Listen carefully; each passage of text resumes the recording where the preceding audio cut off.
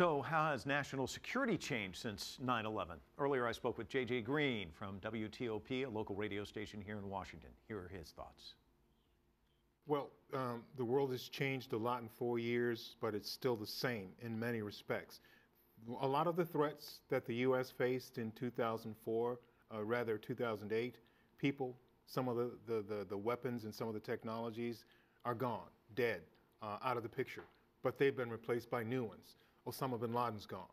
Anwar al-Awlaki's gone. Some of the dictators in the Middle East are gone, but they've been replaced by other people. The weapons technologies are better now. The merchant of death in prison, Victor Boot, but replaced by other arms traffickers in other places. Al-Shabaab, you're talking about Boko Haram in Nigeria. All of the threats that the U.S. faced in 2008, for the most part, are still there in some form, but they're just not the same representatives. You've looked at this is a 4-year research project, but let's take a step back even before that to before September 11th. Another piece in the New York Times today looking back at analysis of the Bush administration and some of the briefings that came forward that some of the neocons in the administration kind of said, well, bin Laden's pretending, this is a bunch of bluster.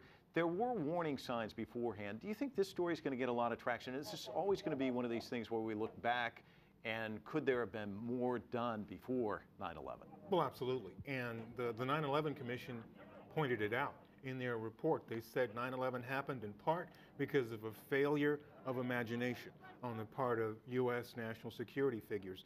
All of the things that have taken place since the lessons of 2001, September 11th, were learned have been reviewed and studied over and over again. But people are always, I think, going to go back to those warning signs that were missed beforehand.